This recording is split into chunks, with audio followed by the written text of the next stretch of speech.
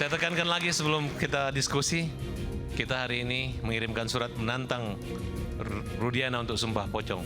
Sumpah pocong? Ya. Maksudnya? Dia bersumpah bahwa dia tidak melakukan penganiayaan dan yang bunuh itu adalah anaknya, bukan anaknya.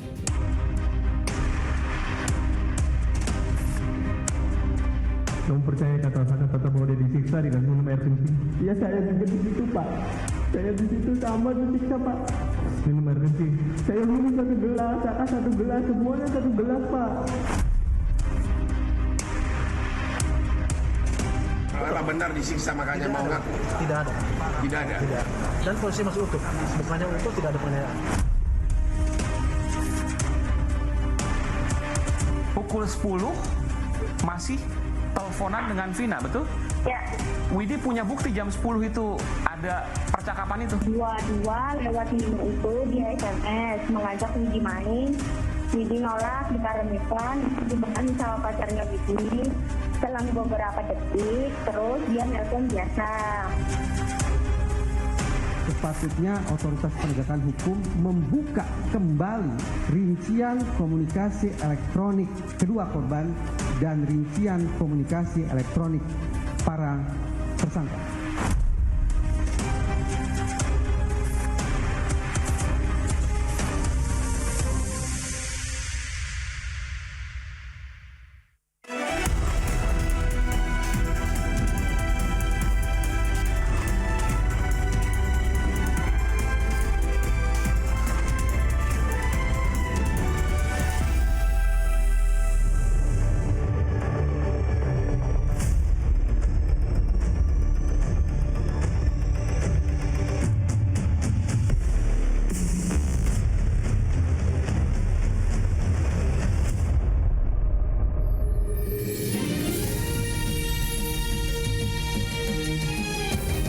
Disiarkan langsung dari studio MNC Conference Hall Ainus Tower, Jakarta.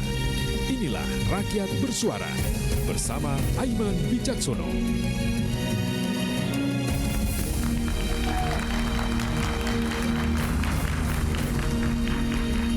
Selamat malam.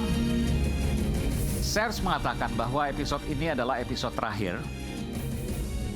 Kita memainkan topik kasus Eki dan Vina. Setidaknya dalam beberapa waktu ke depan. Kami, Rakyat Bersuara, segenap kerabat kerjanya, terus menghadirkan selama 11 pekan tanpa henti untuk mengawal kebenaran. Apa yang sesungguhnya terjadi? Apa yang terjadi pada kasus Vina, kematian Eki, dan benarkah kasus ini telah diadili dengan benar atau sebaliknya sesat? Tapi kami tidak akan pernah diam. Kami akan terus bersuara untuk mengatakan kebenaran, mengawal perjalanan setiap kasus yang menjadi perhatian dan membutuhkan nurani untuk menjawabnya. Saya Aiman Wicaksono, inilah Rakyat Bersuara.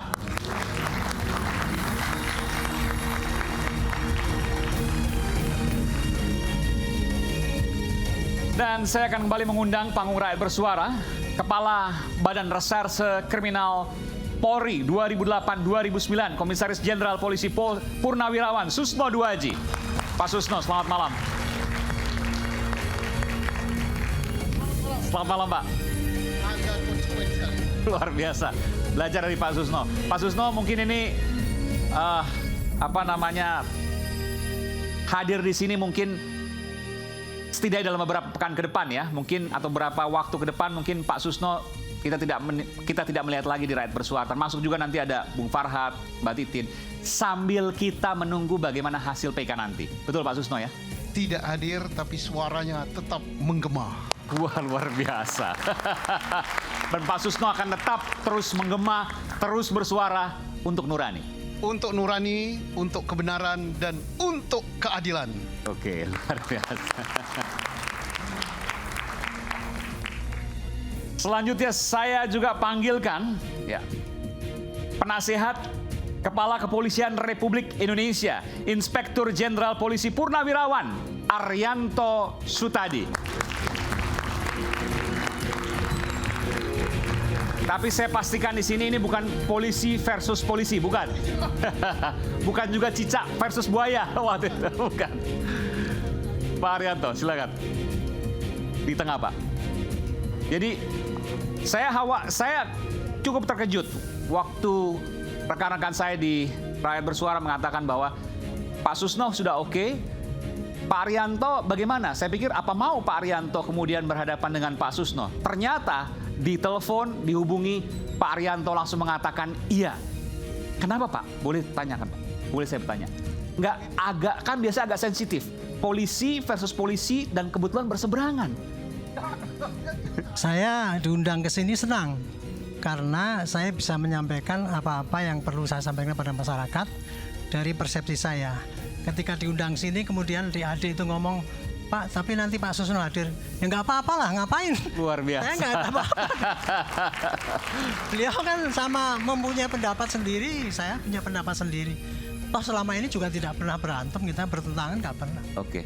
Dan inilah demokrasi yang ada di Rakyat Bersuara. Luar biasa.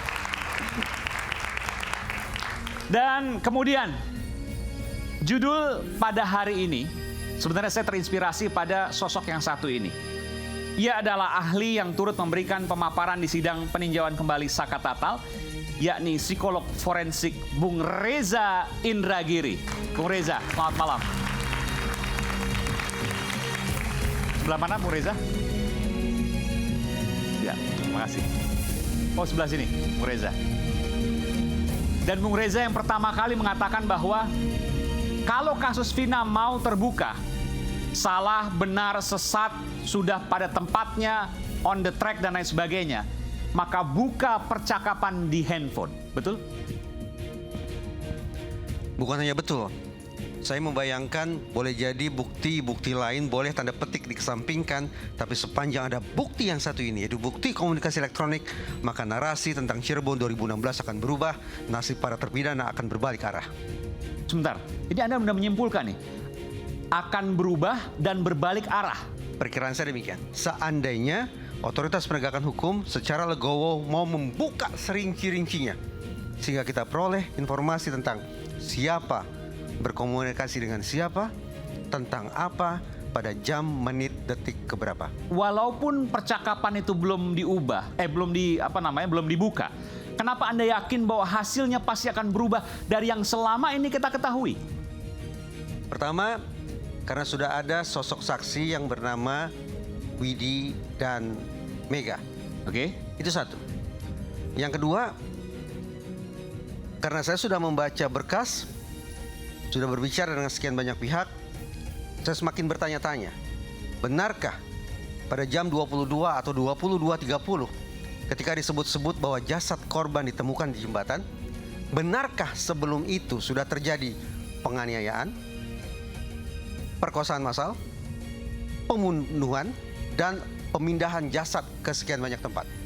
Hitung-hitungan di atas kertas, dengan merunut alur waktu sedemikian rupa, pemikiran saya mustahil terjadi tindakan sedemikian keji terhadap kedua korban. Saya garis bawahi, mustahil, tidak mungkin. Dari mana teorinya, dari mana logikanya, nanti kita akan kupas. Kita berikan tangan untuk Bung Reza. Jika minggu lalu hadir virtual karena sedang dalam perjalanan setelah sidang PK Saka Tatal, kali ini kembali hadir secara langsung pengacara Saka Tatal, Bung Farhad Abbas. Dan Bung Farhad ini adalah narasumber terlapor, betul ya? Terlapor. Oke. Jadi nggak apa-apa karena ini terlapor kebetulan di iNews juga, betul Bung Farhad ya? Di pernyataan Anda di iNews waktu itu diinterupsi dan Anda terlapor karena juga saat membahas kasus ini, nggak ada masalah tuh. Kita nggak takut. Nggak takut, mau 1000 yang lapor itu nggak takut selama membela kebenaran. Oke. Dan saya tekankan lagi sebelum kita diskusi, kita hari ini mengirimkan surat menantang Rudiana untuk sumpah pocong. Sumpah pocong? Ya. Maksudnya? Dia bersumpah bahwa dia tidak melakukan penganiayaan dan yang bunuh itu adalah anaknya, bukan anaknya. Dia Ada dia tidak, konvensi pertama pers. ada dua hal ya. Ia bersumpah bahwa ia tidak melakukan penganiayaan, penyiksaan terhadap para tersangka waktu itu. Iya. Yang kedua, Anaknya itu sebenarnya yang menuduh itu bukan anaknya, saya nggak tahu. Dia katanya yang mati itu adalah anaknya. Dia siap sumpah pocong. oke. Tapi harapan kita adalah dia untuk sumpah pocong bahwa dia bukan yang merekayasa, bukan yang mengarahkan, dan bukan yang menyiksa. Oh, fokusnya di situ. Ya, jadi Kalau soal hari Jumat kita ke kota Cirebon untuk melaksanakan ritual dan Saka dan teman-teman lain siap untuk sumpah pocong. Iya, tapi saya mau tanya soal ini. Oke, nanti soal sumpah pocong saya mau tanyakan. Tapi saya tanya soal ini. Saya mendengar juga bahwa ada pernyataan yang menyatakan bahwa Eki bukan anak kandung dari Rudiana. Itu siapa yang mengatakan? Saya nggak tahu. Itu kalau itu kita udah pastikan itu anaknya dia. Oh, Anda pastikan itu anaknya dia. Dan sumpah pocongnya itu terkait dengan bahwa dia tidak melakukan penganiayaan, penyiksaan maupun rekayasa dalam kasus ini. Harusnya begitu. Dan Anda meyakini bahwa Rudiana melakukan itu? Rudiana tidak akan berani sumpah pocong. Dia hanya gertak aja. Karena? Ya karena memang apa yang disaksikan oleh korban-korban terpidana dan saksi-saksi lainnya, bahwa Rudiana lah yang mengarahkan dan Rudiana lah yang menyiksanya. Dan sumpah pocong setahu saya itu ada diatur di KUHP baru, betul ya? Wah, sebagai hukum adat maksud saya. Dari dulu udah ada sumpah. Jadi namanya ya sumpah itu ya itu merupakan satu keyakinan hakim aja untuk menerima. Dan Anda kalau seandainya memang seperti itu, nanti kebetulan ada pengacara dari Pak Rudiana, ada Bung Pitra di sini, nanti saya akan panggilkan. Sekalian dengan pengacara Rudiana juga ikut sumpah pocong juga sekalian. Oke. Bahwa mereka bukan punya niat untuk menutupi kan. Jadi sumpah pocong itu digunakan kain kafan seperti pocong begitu ya? Ya kalau ekstrimnya seperti itu, tapi menurut saya yang penting dia ke masjid dan dia bersumpah jika dia berbohong, kalau jangan diberi kesembuhan jika dia sakit, dan jangan diberi kehidupan kalau hidupnya hanya berbohong saja. Dan Anda meyakini bahwa Rudiana tidak akan berani soal itu? Tidak akan berani. Oke, baik. Nanti kita akan buktikan soal pernyataan Anda. Kemudian pengacara 6 terpidana kasus pembunuhan Vina dan Eki, Bung Jutek Bongso. Oke. Terima kasih, Jutek. Jelasin. 6 terpidana, ya. Ini juga akan melakukan PK juga. Ada rencana nanti? Ya, dalam waktu dekat. Oke. Ya, mudah-mudahan minggu depan kami sudah daftarkan PK itu. Oh ya, langsung? Iya. Padahal belum tahu ini hasilnya apa. Kami sudah mengumpulkan 3 alat bukti novum, kehilafan hakim, dan juga hal yang saling bertentangan di dalam putusan.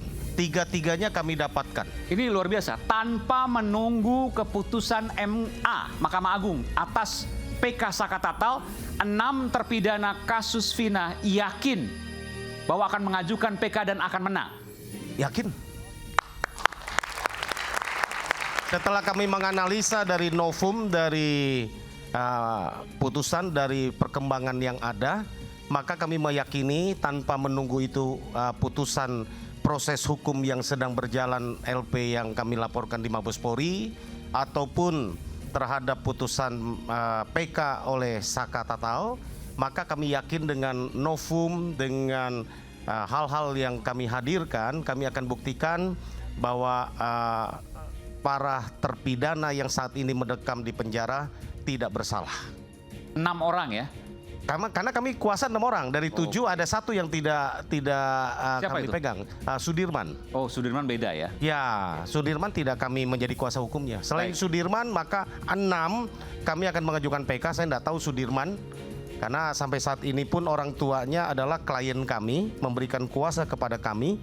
Tapi sampai hari ini, detik saya duduk di sini, saya pun sebagai kuasa dari orang tuanya untuk bertemu dengan Sudirman, sampai hari ini kami belum dapat bertemu. Baik, baik. Kita tunggu nanti PK-nya, pengajuannya pekan depan ya. Harinya belum tahu. Belum tahu. Oke, kita tunggu nanti. Ya, terima kasih. Baik. Kemudian last but not least, pengacara Inspektur 1 Polisi Rudiana dan juga AEP, Bung Pitra Romadoni. Saya terkesima dengan mawarnya Bung Pitra. Boleh diceritakan apa arti mawar Anda? luar biasa ini. Mutar luar biasa ini. Oh, silakan pakai mic Bung Pitra. Jadi ceritakan dulu soal mawarnya itu, mawar merah. Bung Aiman, mawar merah ini adalah lambang keteguhan hati. Oke. Sekali kita membela orang, selamanya akan kita bela. Yang dibela bukan tentang kebenaran ataupun kesalahan, tapi hak-hak dia untuk mendapatkan hukum yang adil dan mempunyai kepastian hukum yang sesuai dengan ketentuan hukum kita. Anda adalah pengacara dari Ibtu Rudiana, betul ya? Dan tadi disampaikan, Ibtu Rudiana tidak akan berani sumpah pocong untuk mengatakan bahwa dia tidak melakukan penyiksaan terhadap para tersangka pada 2016 lalu, dan dia juga tidak melakukan cawe-cawe, tidak melakukan rekayasa terkait dengan kasus ini. Bung Farhad mengatakan nggak akan berani. Bayangan saya karena kesannya adalah bahwa Pak Ibtu Rudiana melakukan apa yang disampaikan tadi. Bagaimana tanggapan Anda? Saya ingin sampaikan Bung Aiman, bahwasanya kami bukanlah orang musyrik, bukan percaya kepada pocong, tapi percaya kepada Allah. Kita bersumpah demi Allah dan bersumpah demi agama, bukan demi pocong. Seperti itu. Itu jawaban saya. Oh, maaf Bang Iman. Yang mau sumpah pocong itu Rudiana. Di konferensi pers di Cirebon bersama Hotman Paris, dia bersumpah pocong siap. Jadi kita tantang, kita kirim surat resmi untuk melaksanakan niat dan jadi jangan Rudiana mau sumpah pocong terus pengacaranya saya sudah sampaikan pocong, terkait dengan sumpah pocong itu tidak ada. Yang ada sumpah demi Allah, itu yang ada. Dan di pengadilan juga tidak ada sumpah pocong, tapi sumpah berdasarkan keyakinan dia. Agama Kristen sesuai dengan agama Kristen, agama Islam sesuai dengan agama Kristen di bawah Al-Quran. Seperti itu. Jadi kalau dibilang sumpah pocong, itu saya bilang klien saya no. Seperti itu. Jadi sudah dikoreksi maksudnya. Takut untuk, ya, takut. Untuk agama, untuk agama. Udah takut itu. Bukan takut, untuk agama dan demi Allah, ya beliau bersedia saja. Oke. Dan itu ya disampaikan di muka persidangan, bukan untuk trial beda. Dan apa yang ditudingan tadi bahwa Rudiana melakukan penyiksaan, Rudiana melakukan rekayasa dalam kasus ini, semuanya itu bohong. Iya. Itu bohong. Ya. Oke, baik.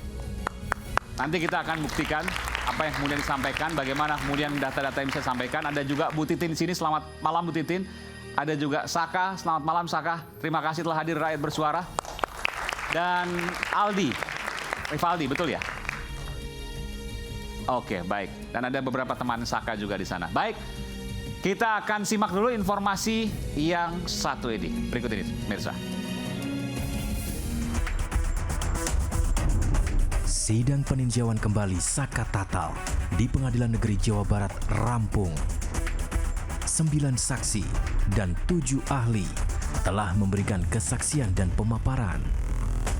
Saat bersaksi, Rivaldi, sepupu Saka menyatakan dirinya bersama terpidana lain disiksa oleh anggota polisi termasuk ayah Eki, Ibtu Rudiana.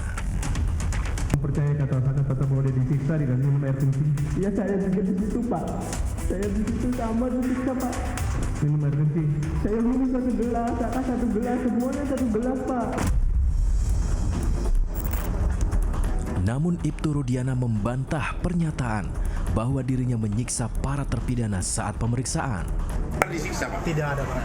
Karena itu katanya disiksa, digoreng atau diapa? Saya menyerahkan ke reskrim, posisi masih itu dan kami foto Pak. Ada dokumentasi. Bisa saya proses. Para pelakunya ini loh. Para pelaku benar disiksa makanya mau ngaku? Tidak ada. Tidak ada? Tidak. Dan posisi masih utuh. Bukannya utuh, tidak ada penganiayaan. Kesaksian lain, 2 teman Vina, yakni Mega dan Widya, mengaku masih berkomunikasi dengan Vina di jam 10 malam di malam kejadian. Pukul 10 masih teleponan dengan Vina, betul? Ya. Pukul 2 lewat berapa? 5. Pukul 22, sekitar pukul 22 lewat 5, ajak main. Setelah itu kaget dong. Tiba-tiba di hari itu ditemukan meninggal. Jadi pas ngajak main itu selang berapa sih Pak? Jadi dalam hitungan detik dia langsung nelpon biasa aja. Sementara saksi lain yakni Suroto mengaku menemukan Vina dan Eki terkapar di Jembatan Talun di malam kejadian 27 Agustus 2016 pukul 22.15 waktu Indonesia Barat. Pukul berapa Pak Suroto ketemu Vina? 22 kurang lebih 15 menitan. Oke, ini tepat juga ini. Masih ingat? Kok bisa ingat? Tepat betul. Dari mana? Betul. Karena jam 9 itu saya patroli di wilayah kami, BOPER itu masih keadaan aman. Saat memberi pemaparan di sidang PK Saka, psikolog forensik Reza Indragiri mendorong agar penyidik membuka isi percakapan di telepon genggam Vina, Eki, dan para terpidana agar kasus kematian Vina Eki ini terang benderang. Sepatutnya otoritas penegakan hukum membuka kembali seutuh-utuhnya rincian komunikasi elektronik kedua korban dan rincian komunikasi elektronik para tersangka. Mengapa penyidik belum juga membuka isi HP Vina, Eki, dan para terpidana? Dan benarkah musabab kematian Vina Eki akan terbongkar jika percakapan di telepon genggam dibuka?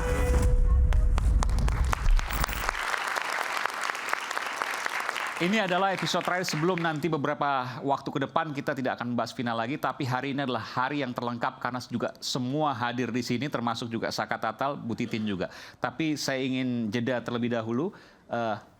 Isu hangat kadang bikin penat, apalagi kalau kita tidak bisa mencerna dengan cermat. Jangan lupa secangkir kopi hangat yang nikmat untuk menemani kebersamaan dalam program Rakyat Bersuara bersama saya Aiman Wicaksono. Kita akan segera kembali.